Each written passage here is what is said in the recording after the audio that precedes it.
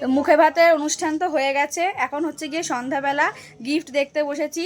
আর আমরাও দেখব, তোমাদেরকেও দেখাবো। এমনি বাড়ির লোকজন সবাই দেখেছে, আর আমাদের মনা এখন কিন্তু ঘুমিয়ে পড়েছে। তো ওর গায়ে কি কি পরানো আছে সেগুলো এখন দেখাতে পারছি না। তো যেগুলো আপাতত সামনে আছে, আমার দাদার মেয়ের যখন অন্নপ্রাশন হয়েছিল তখন আমি তোমাদের সাথে শেয়ার করেছিলাম।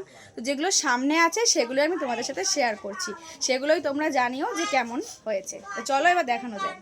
এই ছাড়াও কিন্তু আরও অনেক গিফট আছে যেগুলো এখন আপাতত গোছানো নেই, তো আমি এইগুলোই দেখাচ্ছি।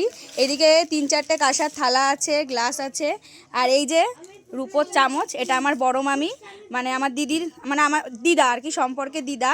তো আমার বড় মামি দিয়েছে। আর এই যে আমার দিদি, দেখো আমার দিদির ছেলে কিন্তু ঘুমিয়ে পড়েছে, তাই এখন দেখাতে পাচ্ছি না।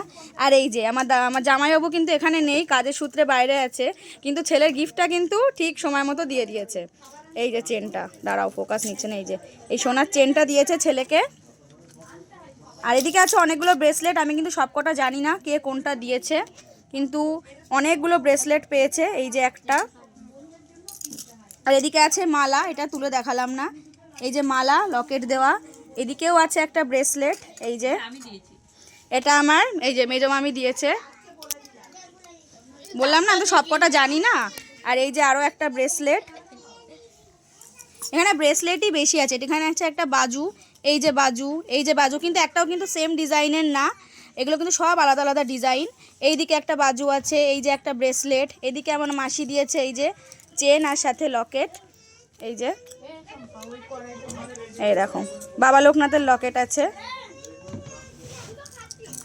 আর এই যে একটা কোমর বিছা, ছোটোবেলায় কিন্তু আমারও একটা এরকম সেম কোমর বিছা ছিল। এই দেখো, এটা আমার অনেক পছন্দের একটা জিনিস, আর ওকে পরিয়েও খুব সুন্দর লাগছিল, এখন খুলে রেখে দিয়েছে। আর এই যে আর একটা চেন আছে। এই দেখো এতগুলো গিফট পেয়েছে, এছাড়াও অনেক আছে। আর ও তো মনা তো ঘুমাচ্ছে। তো এখন কেমন লাগলো এই কটা জিনিসই তোমাদের, তোমরা অবশ্যই কমেন্ট করে জানিও।